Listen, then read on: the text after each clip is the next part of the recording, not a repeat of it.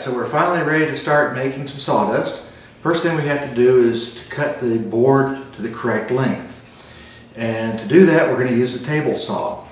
Table saw is a wonderful tool, but it's also a very dangerous tool. So it's important that you use it safely, use it correctly. And in this video, we're not going to go into that kind of detail. We covered that in considerable detail in the Shalom Star video. So if you haven't used the table saw much before, look at that video and we cover that in great detail there. So let's just hit the table saw and start making some sawdust. Okay, just a very quick recap. We've got our miter set for 90 degrees. We've checked it with a square. Got the blade set for 90 degrees. We checked it with a square. Hearing protection, safety glasses in case the saw throws something at me. The only thing that's different here is that I'm going to use my miter on the right side of the blade instead of the left side of the blade.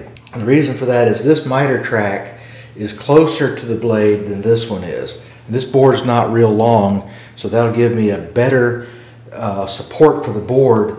So, blade guards down, safety glasses on, hearing protection on, keep my hands out of the way of the blade. Make sure I'm lined up just the way I want to be. Fire it up.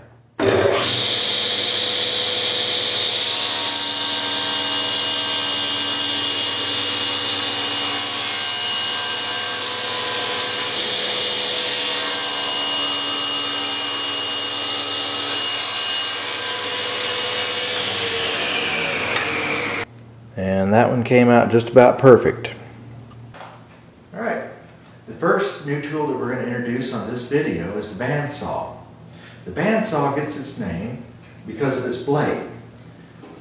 And the blade is a continuous loop that comes up through this support column, around this large wheel, down through this protective cover, past the area where you're cutting right here, goes down around another wheel underneath and comes up. So it's very similar to a scroll saw, except the blade is continuously moving in one direction, and you cannot do inside cuts with it, at least without a little bit of cheating. But it is a very powerful tool, a very versatile tool. You can do a lot of cool things with a bandsaw. Bandsaw blades come in all different sizes and styles.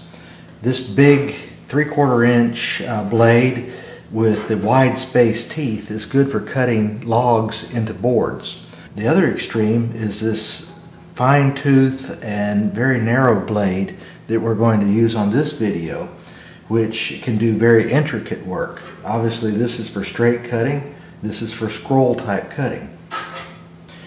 One thing that I have found very handy is this a little adapter support. It's called the Carter stabilizer, and it supports these very small blades. It has a wheel here on the back side that's grooved, and it supports the blade very well, so you can do intricate scroll work with it. It's kind of expensive, but I do recommend it because it works well for me. I can raise, if I'm running a thick piece of wood, I can raise that support up, or if I'm running a thin piece of wood, I can let it down. This is, about like that. It'd be fine. Now lock it down there. So what we're going to do is we're going to use this fine tooth blade to cut out this circle pattern right here, as if this was a scroll saw. Of course, it's much more powerful than a scroll saw, and it'll go right through this walnut very easily. The main safety issue here is to keep your fingers out of the blade. Now the blade is in one place, everything's in very plain view, so you really don't have to be afraid of it, but you have to respect it. If it can cut through 3/4 inch walnut, it can cut through your fingers. And I'm going to feed this thing through just as smoothly as I can, but it's still going to have some roughness in the cut. It's not a scroll saw. So I'm going to start my dust collector, start the saw, and we'll get cutting.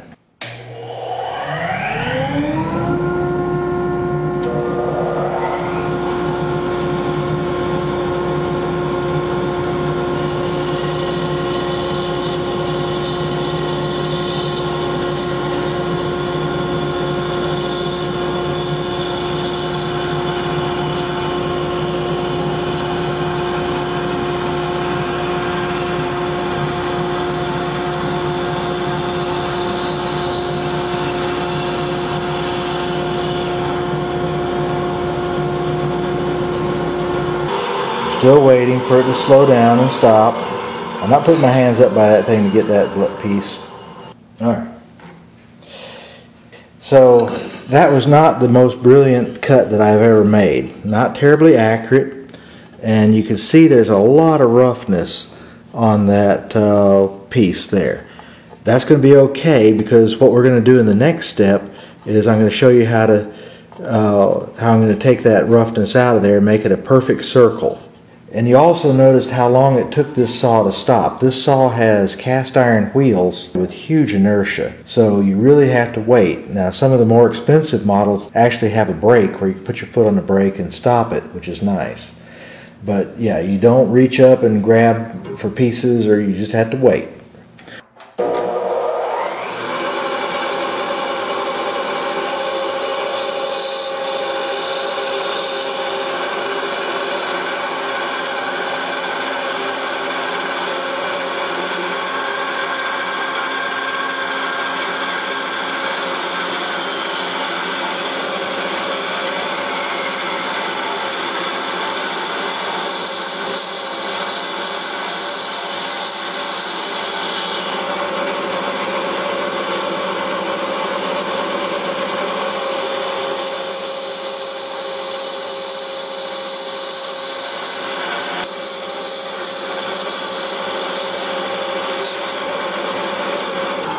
Okay, so we're done with the bandsaw. There's a lot more that a bandsaw can do.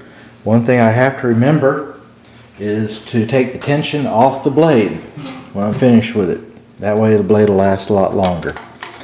As you can see, it's not a terribly smooth cut. Part of that's technique on my part, and part of it is just the fact that it's a flat blade there. And so trying to make a circular hole.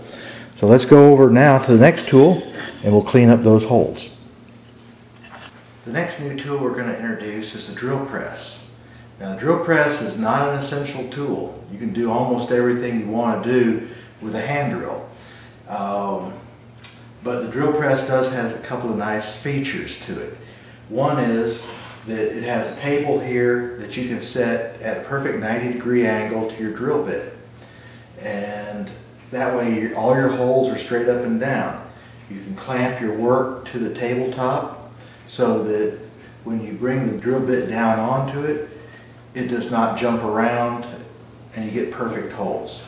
The drill press is also very good if you're using Forstner bits. These very, very large hole cutting bits.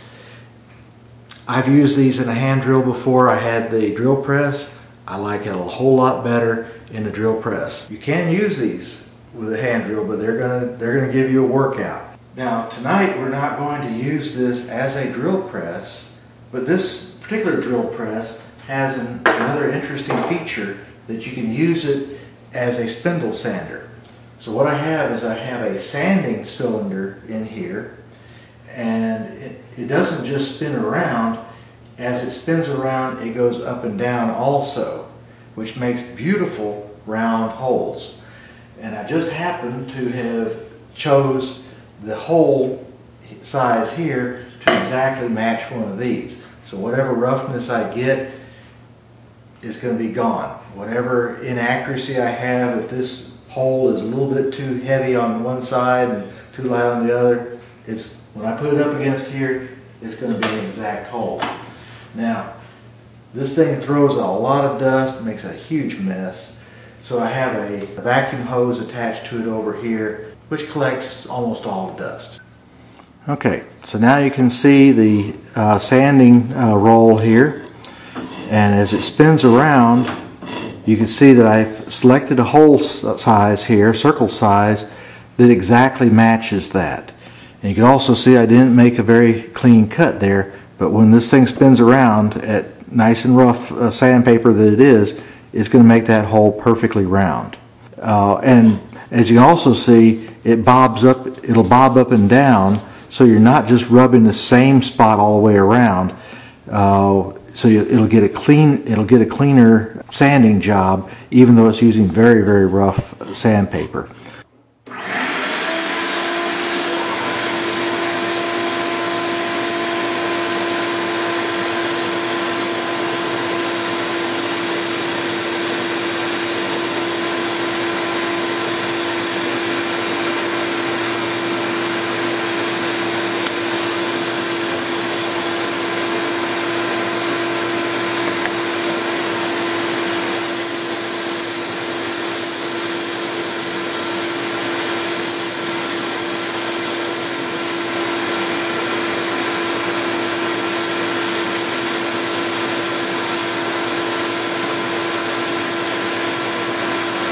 Alright, that's about all it takes.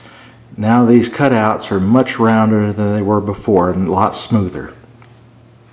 And as long as we're demonstrating different kinds of tools tonight, I picked up this big 12-inch disc sander at an estate sale, and it's definitely not essential in your shop, but it can be very handy because this plate that the sandpaper is mounted to is very, very flat. And the table here is set at exactly 90 degrees to the sanding disc. So any piece of wood that I put against it is going to get an absolutely straight, absolutely smooth surface that's vertical. So I'm going to turn on the vacuum, fire it up, and we'll smooth out those edges.